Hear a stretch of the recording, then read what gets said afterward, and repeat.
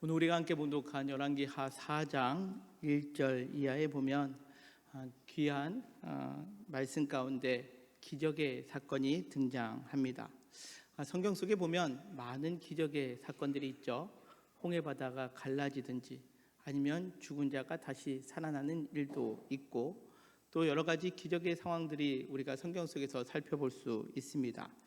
오늘은 특별히 기름병이 끊이지 않는 그러한 기적의 역사를 베풀어 주심으로 인하여 한 가정의 경제적인 어려움에서 극복되는 그러한 내용이 오늘 성경 속에 나와 있습니다.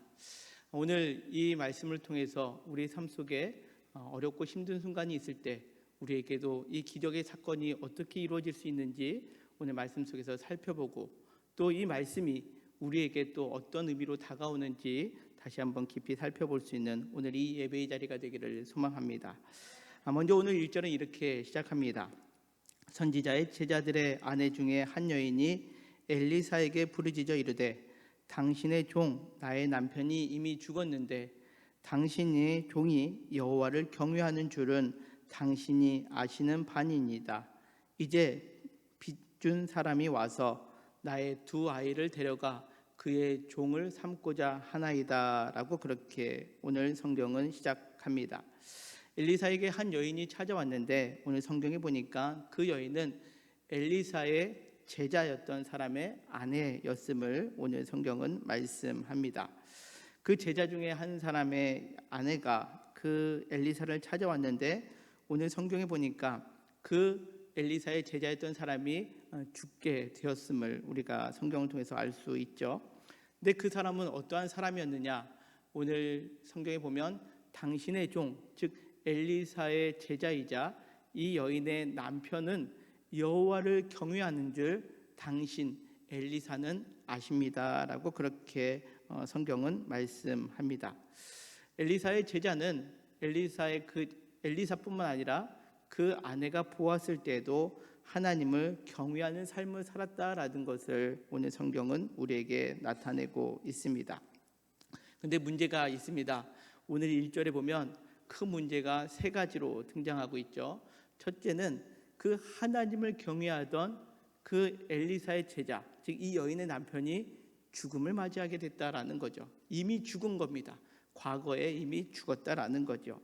사실 선지자의 제자였다라고 한다면 하나님의 말씀을 선포하기도 전에 그는 이 땅에서의 생을 마감했다라는 것을 의미합니다.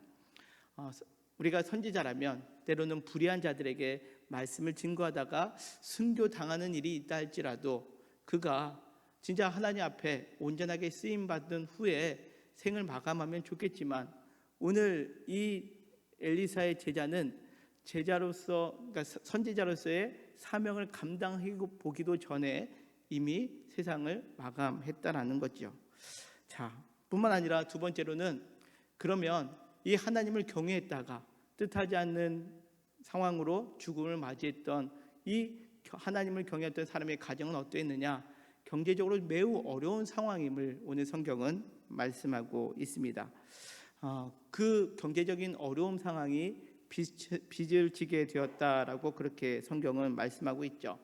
당시의 가부장적인 사회에서 남편의 죽음으로 인하여 이 가정은 경제적으로 매우 어려운 현재의 상황을 맞이할 수밖에 없었다라는 겁니다.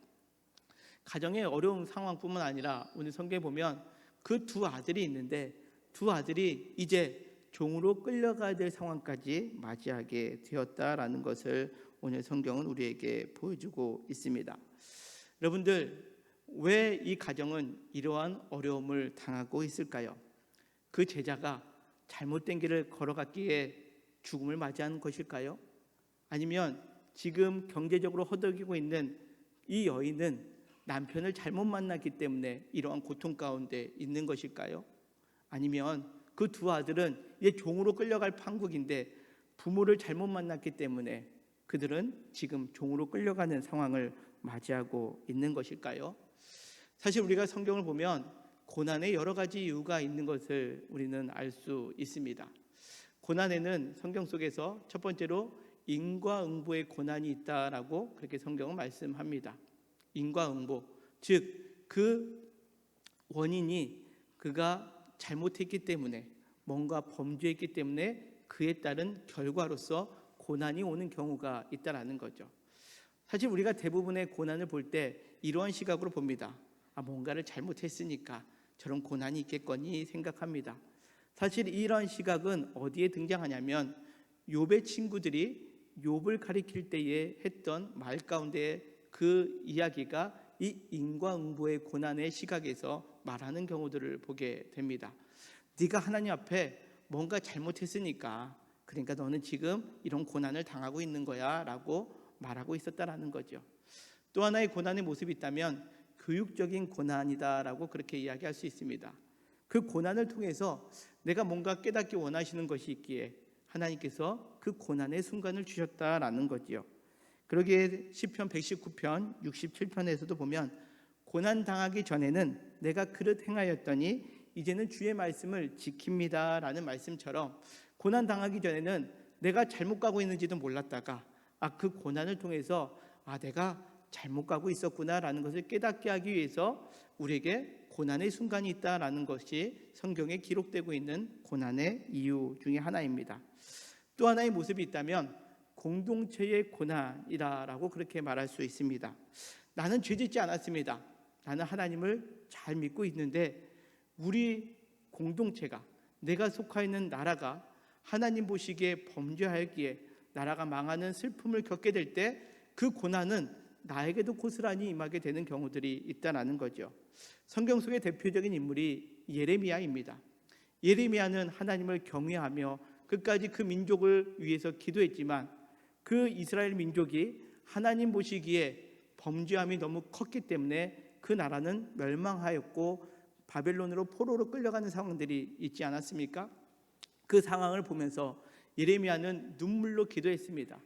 그 눈물의 기도, 그 고난이 예레미야에게 고스란히 임하게 되었음을 성경은 우리에게 말씀합니다.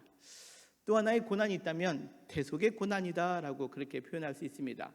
내가 죄를 짓진 않았지만 옆에 있는 사람의 죄를 대신 감당하기 위하여 지는 고난이 있습니다.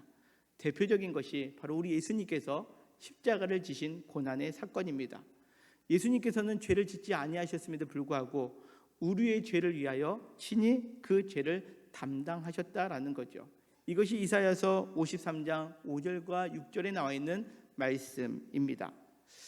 또 하나의 고난이 있다면 그것은 신비의 고난이다라고 그렇게 말할 수 있습니다. 신비의 고난. 지금 말씀드린 것처럼 인과응보, 교훈적, 그리고 또 공동체적, 그리고 대속의 고난이 아니라 정말 이유를 알 수 없는 고난이 우리에게 있을 수 있다는 겁니다. 대표적인 인물이 욥입니다. 욥을 보면 욥에 대해서 성경은 이렇게 말씀합니다. 우스 땅에 욥이라 불리는 사람이 있었는데 그 사람은 온전하고 정직하여 하나님을 경외하며 악에서 떠난 자더라라고 그렇게 성경은 말씀합니다. 그런데 이런 욥이 우리가 잘 알듯이 성경 속에서 모든 10명의 자녀가 죽음을 맞이하게 됩니다. 또한 그가 가지고 있던 모든 소유가 하루아침에 약탈당합니다. 그의 몸에는 큰 질병이 임하게 됩니다. 그것을 향하여 친구들 와서 야, 너 이거 인과응보야. 때로는 이것을 통해서 하나님이 뭔가 알려주는 것이 있을 거야 라고 하면서 계속 이야기하지만 욥기서를 쭉 살펴보면 지금 욥이 당하고 있는 고난은 인과응보의 고난도 아니요 교훈적인 고난도 아닌 그가 당하는 고난은 신비의 고난이다라고 그렇게 우리에게 알려주고 있습니다. 사실 어떻든 간에 고난이라는 것을 우리에게 다가오면 이 고난은 인과응보야, 이 고난은 교훈적인 거야, 이 고난은 내가 아니라 공동체나 대속적인 거야, 아니면 신비적인 거야 라고 우리가 그렇게 생각하나요? 아니요. 실상 우리가 고난이 다가오면 우리는 우리의 마음이 무너집니다. 그리고 한탄합니다. 그리고 우리의 신앙을 되돌아볼 때 내가 하나님 믿고 살았는데 왜 나한테 이런 일이 일어날 수 있을까? 때로는 신앙적으로 회의적인 상황도 들 때가 있습니다. 이런 고난이 닥쳐올 때 오늘 성경에 나와 있는 것처럼 1절에 있는 것처럼 이 여인 남편이 죽음을 맞이했습니다. 경제적으로는 너무나도 힘듭니다. 그런데 자신의 아들마저도 이제 종으로 팔려갈 수밖에 없는 이러한 고난을 당하는 순간에 이 여인은 어떻게 이 고난을 극복하기 위하여 나아갔느냐? 오늘 1절은 다시 이렇게 성경 말씀합니다. 선지자의 제자들의 아내 중에 한 여인이 엘리사에게 부르짖어 이르되라고 그렇게 성경은 말씀합니다. 여기서 부르짖다라는 단어는 외치다라는 거죠. 이 고난의 순간에 지금 이 여인이 할 수 있는 것은 하나였습니다. 무엇이냐?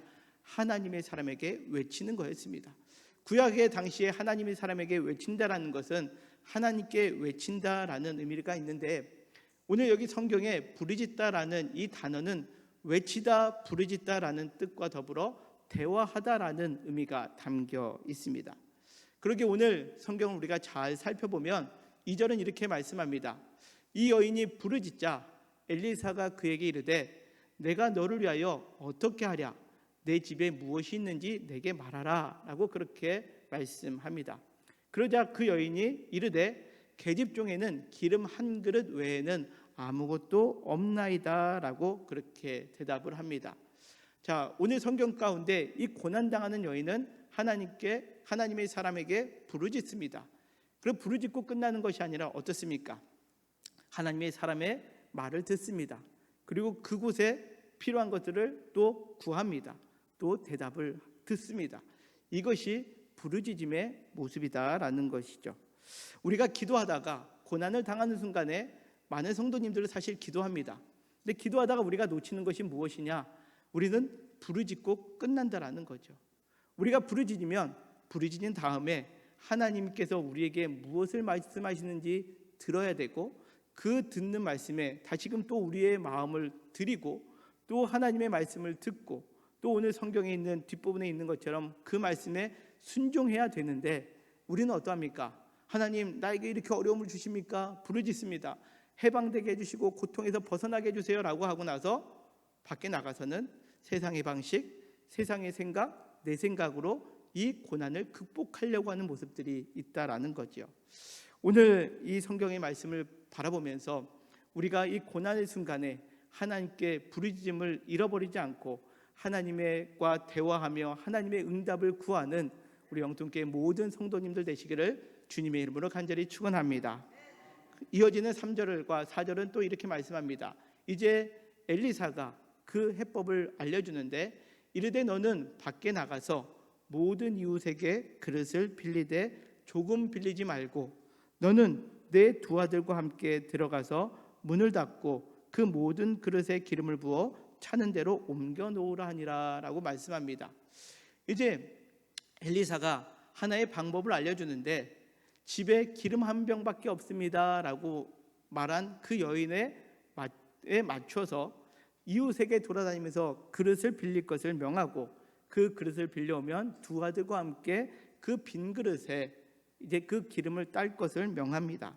그러자 5절에 보면 여인이 물러가서 그의 두 아들과 함께 문을 닫은 후에 그들은 그릇을 그에게로 가져오고 그는 부었더니 그릇에 다 찬지라. 여인이 아들에게 이르되 또 그릇을 내게로 가져오라 하니 아들이 이르되 다른 그릇이 없나이다 하니 기름이 곧 그쳤더라.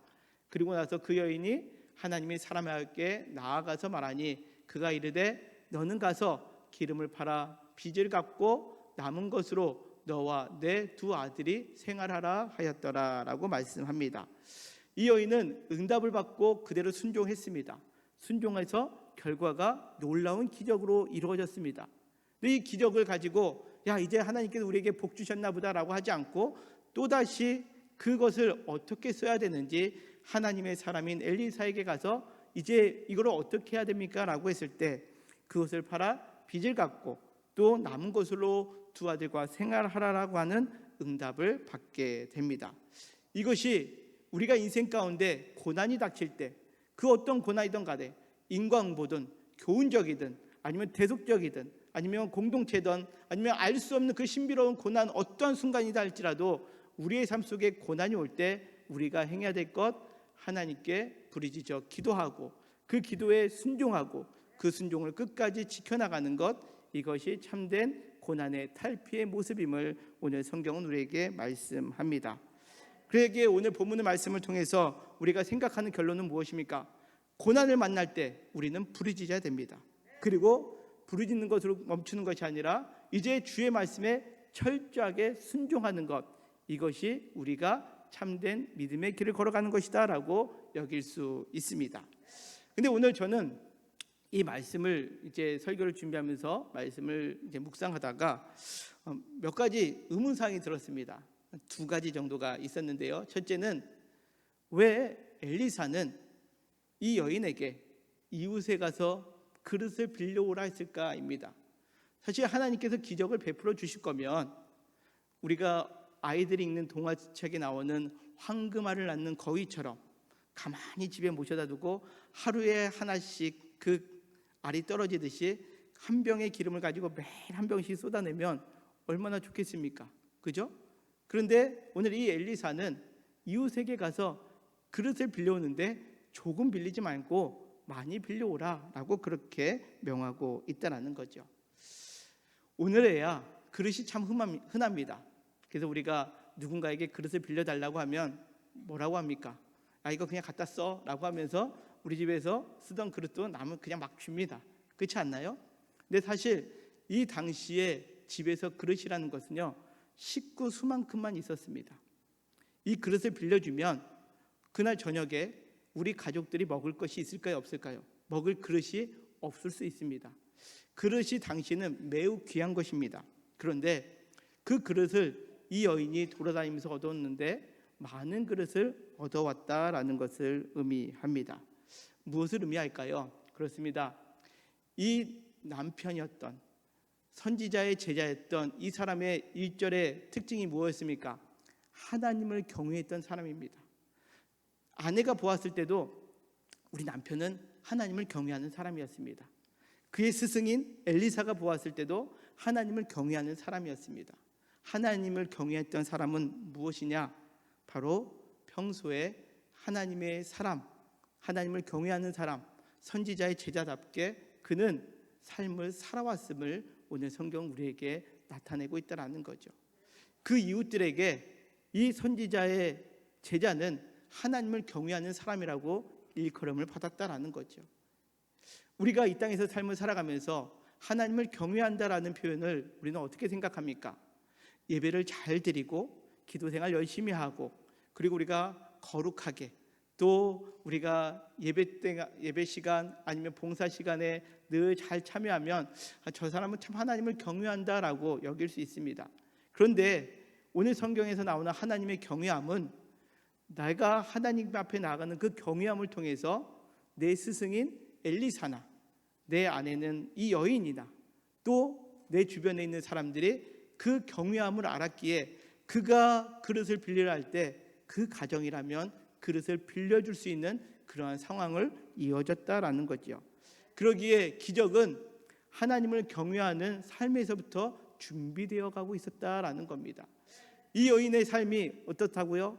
그릇을 빌릴 때에 다른 사람이 빌려주지 아니하는 그것이 아니라 오히려 그 집집마다 그릇을 빌리는 수 있게 된 것은 그의 삶이 진정으로 하나님을 경외했던 삶이었음을 드러내고 있는 것, 이것이 오늘 성경에 숨겨져 있는 깊은 의미임을 우리는 기억해야 합니다. 기적이라는 것은요, 어느 날 기도 빡세게 기도 열심히 해서 부르진다고 나타난다기보다는 오늘 성경에 나와 있는 기적은 평소에 내 삶이 하나님을 경외하는 삶을 살아갔을 때에 이 기적이 시작되고 있었음을 오늘 성경은 우리에게 말씀하고 있습니다. 많은 그릇을 빌릴 수 있었던 것은 선지자 엘리사가 할 수 있었던 것은 아닙니다.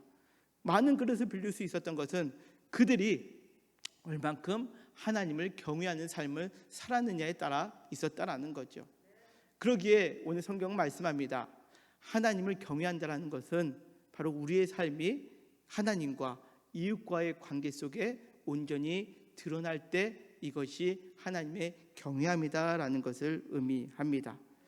뿐만 아니라 이 하나님을 경외할 때 하나님은 이 하나님을 경외하는 사람을 그냥 내버려 두시지 않는다라는 거죠.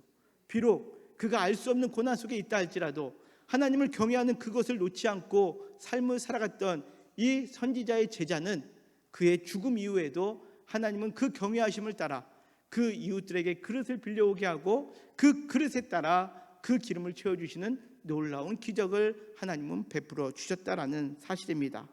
오늘 말씀을 통해서 우리 모두가 어떠한 상황 속에서도 하나님을 경외하는 마음을 잃지 않는 우리 귀한 성도님들 되시기를 주님의 이름으로 간절히 축원합니다.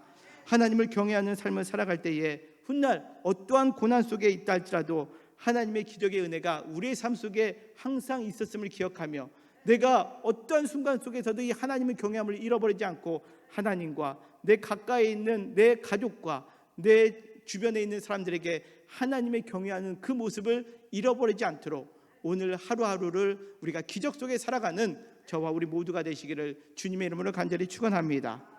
또한 두 번째 질문은 이겁니다. 왜 두 아들과 함께 들어가서 기름을 부으라 했을까입니다. 하나님의 기적의 역사를 이 여인이 혼자 마음껏 누리면 얼마나 좋겠습니까? 그런데 이 두 아들과 하라고 오늘 엘리사는 명하고 있습니다. 이 아들의 입장을 한번 생각해 보았습니다. 아들, 아버지라는 분이 하나님을 경외하며 하나님의 일을 하겠다고 하셨다가 어느 날 일찍이 돌아가셨습니다. 아버지가 돌아가셨는데 하나님의 일을 했는데 하나님께서 그 가정을 빚더미에 두게 하셨고 심지어는 그 빚 때문에 자신들이 종으로 팔려갈 수밖에 없는 상황 가운데 맞이하게 되었다라는 거죠. 여러분들, 이 아들들이 하나님을 어떻게 생각했을까요? 하나님은 은혜로우신 분이야라고 생각했을까요? 아니죠. 아버지가 하나님을 경외했는데 우리의 가정은 여전히 이렇으면 하나님에 대한 온전한 믿음이 있었을까요? 원망했을지도 모릅니다. 아니, 어쩌면 하나님을 부인하고 있었을지도 모릅니다. 그런데 어느 날 어머니가 이웃들에게 많은 그릇을 빌려오고 그리고 문을 닫고 들어오라고 합니다. 그리고 나서 기름을 붓는데 그 작은 기름에서 계속해서 기름이 흘러나오는 것을 지금 목독해 했다라는 거죠. 그것을 계속해서 보게 했다라는 겁니다. 무엇을 의미할까요? 하나님의 일에 헌신했던 아버지에 대한 생각, 그리고 그 아버지가 경외했던 그 하나님의 얼만큼 살아계시는가의 체험이 오늘 이 자리에서 드러나게 되었다라는 것을 오늘 성경은 우리에게 말씀하고 있습니다. 제가 젊었을 때, 지금도 젊지만 제가 더 어렸을 때에 이런 생각을 했습니다. 부모가 똑바르게 살면 자녀들은 그 아버지를 따라갈 거다라고 생각을 했습니다. 근데 막상 저희 아이들이 망나니라는 얘기는 아닌데요. 삶을 살아가다 보니까 아이들이 성장할수록 생각해 보니까 부모가 아무리 신앙적으로 잘 산다 할지라도 자식은 내 마음대로 되지 않는 경우들을 보게 됩니다. 그렇지 않습니까? 저뿐만 아니라 제가 그동안 신앙생활을 하면서 많은 분들을 보았을 때에 어떤 분들은 참 신앙생활을 열심히 하십니다. 근데 자녀들은 그 신앙생활 열심히 하는 부모에 대해서 반감을 갖는 경우들이 간혹 있더라고요. 왜 우리 집은 맨날 이렇게 주일날 교회만 가야 되느냐?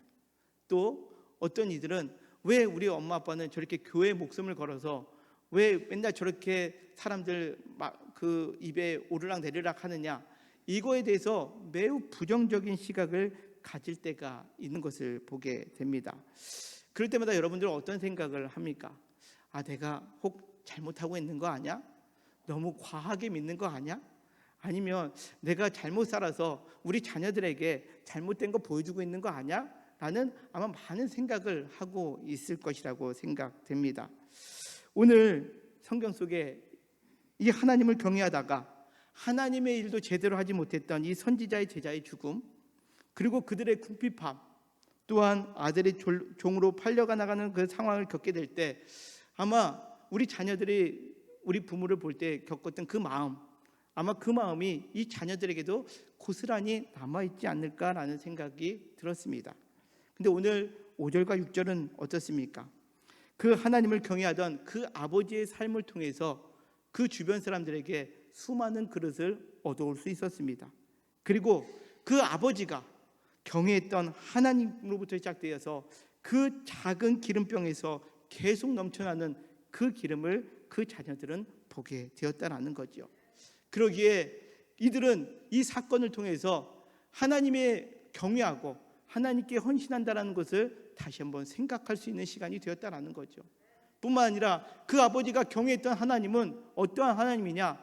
우리를 그냥 내버려 두시는 하나님이 아니라 끝까지 그 아버지가 경외했던 하나님은 우리 가족을 책임져 주시는 하나님이시고, 오늘 성경에 있는 표현처럼 그들은 종으로 팔려가지도 않고 심지어는 하나님께서 베풀어 주시는 그 기름으로 인하여 그들은 이제 생활할 수 있게끔 만들어 주셨음을 그들은 직접 경험하게 되었다라는 것을 오늘 성경은 우리에게 말씀하고 있습니다.